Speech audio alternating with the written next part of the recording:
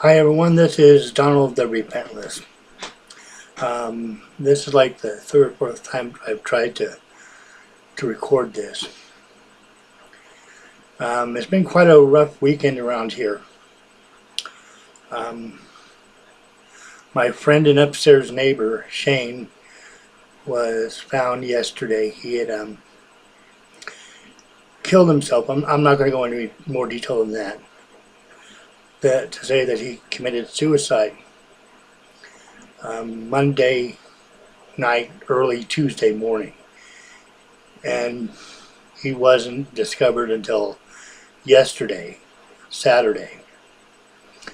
Um, and even then, it was the landlord who found him, his landlord and his handyman. They had to break into his apartment, and like I said, they found his body.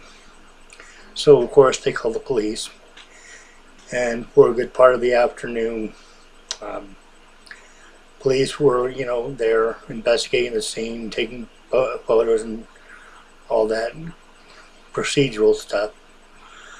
Um, the coroner came and did whatever he does at a scene like this. But um, then finally the funeral home came around about 4 o'clock in the afternoon yesterday. And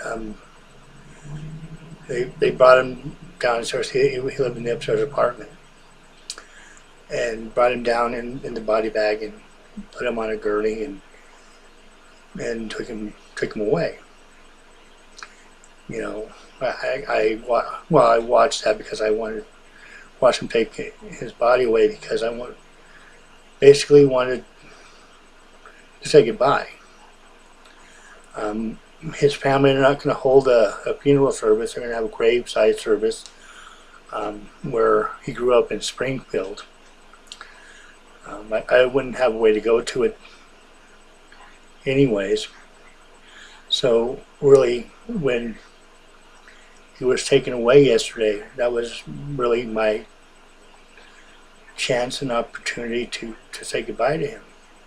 Shane had been living upstairs for several years. He was a friend of mine. We'd helped him out whenever we could, and he'd help us out occasionally. When I had my car, Shane was the guy that when something went wrong with it, like an alternator or that kind of thing, he'd be the guy who'd fix that for me. And like I said, this afternoon, his son and his ex and some other people in his family, I think, went upstairs and were cleaning up stuff. And I guess his mother's coming down here tomorrow to take a look at the place. And excuse me, like I said, it's been a rough weekend for me. I'm, like I said, he was a good friend of mine, and I had never had something like that happen. Um, it's kind of easy to, after the fact, say, well, I should have noticed that he wasn't coming up and down the stairs like he usually does, and that I hadn't seen him or talked to him, because there are certain times of the year, like the time around his son's death, one of his son's death, he would isolate himself for days at a time. And I just thought it was something like that. It never crossed my mind that he would take his own life like he did. Um, you know, it seems as I get older, so many people that I know are dying. You know, And I guess to an extent that is to be expected. But when it hits that close, I mean, yeah, it just makes sense, okay, that he didn't reach out to anybody. Um, I guess he did try to reach out to his girlfriend, um, and was asking her to come over here to see him, but for whatever reason she wasn't able to. Um, like I said, it's been a rough weekend all around.